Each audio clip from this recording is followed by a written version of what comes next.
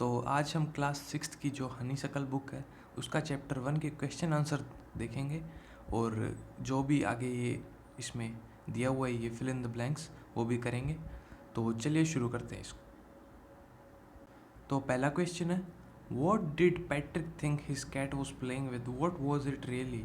तो पहला क्वेश्चन पूछ रहे कि पैट्रिक ने अपनी कैट को किसके साथ खेलता हुआ सोचा था और एक्चुअल में वास्तव में वो था क्या। तो इसका आंसर है, Patrick thought that his cat was playing with a little doll, but it was really a man of the tiniest size. Patrick ने सोचा कि उसकी कैट जो बिल्ली है वो छोटी सी डॉल के साथ खेल रही है, पर वास्तव में ये एक छोटा सा बिल्कुल छोटे से साइज का मैन था जिसे एल्फ कहा गया इस स्टोरी में। Why did the little man grant Patrick a wish? तो ये पूछ रहा है कि वो जो बोना था एल्फ उसने पैट्रिक को एक विश क्यों दी। The little man granted Patrick a wish because he wanted to get free from cat. तो जो लिटिल मैन था उसने पैट्रिक को विश इसलिए दी क्योंकि वो उस बिल्ली से छुटकारा पाना चाहता था, क्योंकि उसी ने बोला था कि अगर तुम मेरे को बिल्ली से छुटकारा दोगे तो मैं तुम्हारी एक विश पूरी करूँगा। और नेक्स्ट क्वेश्चन है कि व्हाट वाज पैट्रिक्स विश, पैट्रिक की विश क्या थी। Patrick wanted the little man to do all his homework till the end of the semester, which was 35 days. तो पैट्रिक चाहता था कि वो जो बोना है लिटिल मैन वो उसका सारा होमवर्क करे सेमेस्टर के अंत तक, जो कि 35 दिन का होता था। तो नेक्स्ट क्वेश्चन है, in what subjects did the little man need help to do Patrick's homework.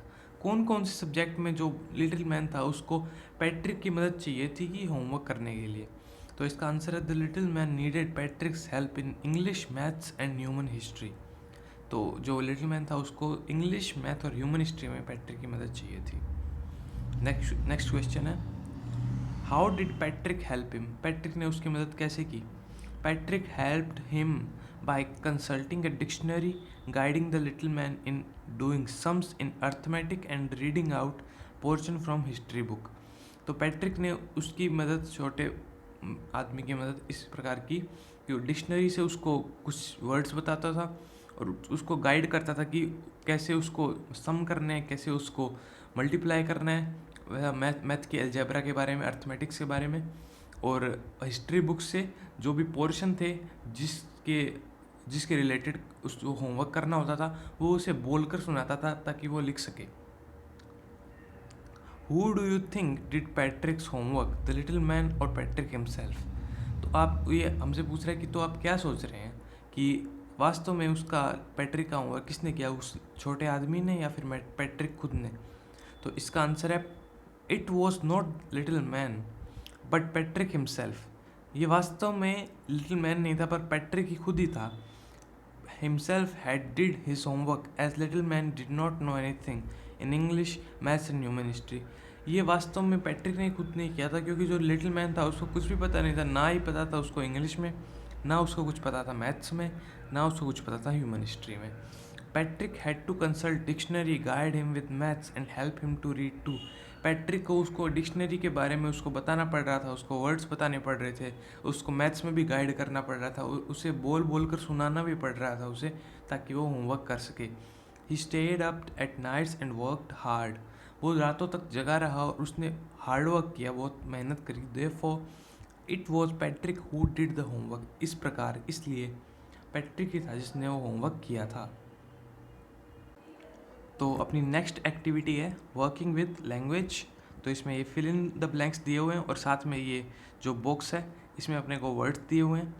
तो फर्स्ट स्टेटमेंट, जो first fill in the blanks वो देखते हैं। Some people find household blank a bore but I like to help at home.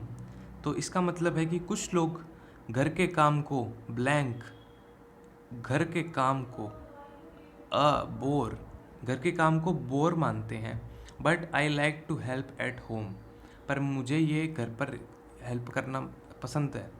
तो इसका घर के काम के आगे क्या हो सकता है वो वर्ड हम देखते हैं। आउट ऑफ लक नहीं, मिस्ट्री रहस्य नहीं, ट्रू टू हिज वर्ड नहीं, कोर्स होता है। कोर्स का मतलब है रूटीन वर्क, जो आपको डेली करना हो, इसलिए घर का काम डेली करना होता है तो इधर आ जाएगा कोर्स, तो ये आ जाएगा फर्स्ट में, ठीक है। और फिर सेकंड स्टेटमेंट है who stole the diamond still a, किसने डायमंड चुराया वो अभी तक है, क्या है हम देखते हैं। आउट ऑफ लक कि बदकिस्मती नहीं, मिस्ट्री रहस्य ये हो सकता है क्योंकि किसने डायमंड अभी तक चुराया ये अभी तक एक रहस्य है, इसलिए सेकंड में यहाँ पर आ जाएगा मिस्ट्री, तो ये मिस्ट्री यहाँ पर आ जाएगा सेकंड में। और थर्ड है this blank we are going to have a class exhibition, इस ब्लैंक हम एक क्लास एग्जीबिशन अटेंड करने वाले हैं, मतलब इस साल या इस वर्ष जो भी टाइम पीरियड है वो इधर आना चाहिए, जो हो सकता है सेमेस्टर, क्योंकि इस सेमेस्टर में हमारा एक क्लास एग्जीबिशन होने वाला है, तो इधर थर्ड वाले में आ जाएगा सेमेस्टर। ओके, तो फोर्थ पे चलते हैं अपन। फोर्थ है ये इस चैप्टर का स्टेटमेंट है, तो blank the elf began to help Patrick, ये हमने पढ़ा था कि इधर यहाँ पर लिखा हुआ है कि ट्रू टू हिज वर्ड्स, अपने बात का पक्का जो एल्फ था वो पैट्रिक की मदद करने लगा, तो इसमें आ जाएगा ट्रू टू हिज वर्ड्स।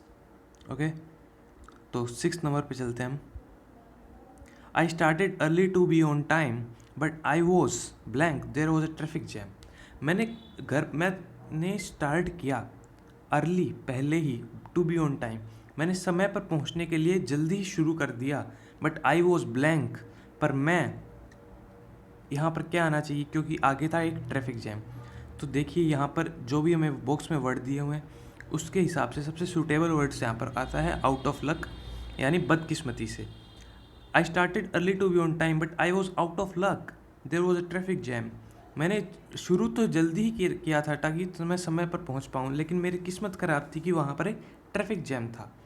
तो फिर आता है सेवन्थ में she says she has got a lot of books but blank I think most of them are borrowed, तो वो इसका मतलब है वो कहती है कि उसके पास उसने बहुत सारी किताबें खरीदी है पर ब्लैंक मुझे ऐसा लगता है कि उसमें से बहुत सारी उधार ली हुई है, तो इसमें एक ही वर्ड बचता है जो है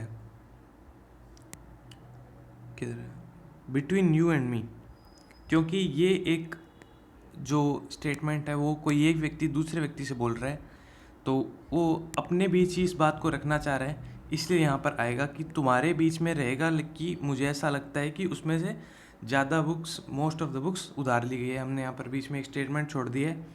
5th number can you blank this word in the dictionary, तो एक ही वर्ड बचा है अभी जो है लुक अप, और इसका मतलब होगा can you look up this word in the dictionary, क्या तुम इस वर्ड के लिए डिक्शनरी में देख सकते हो या इस वर्ड को इस डिक्शनरी में खोज सकते हो।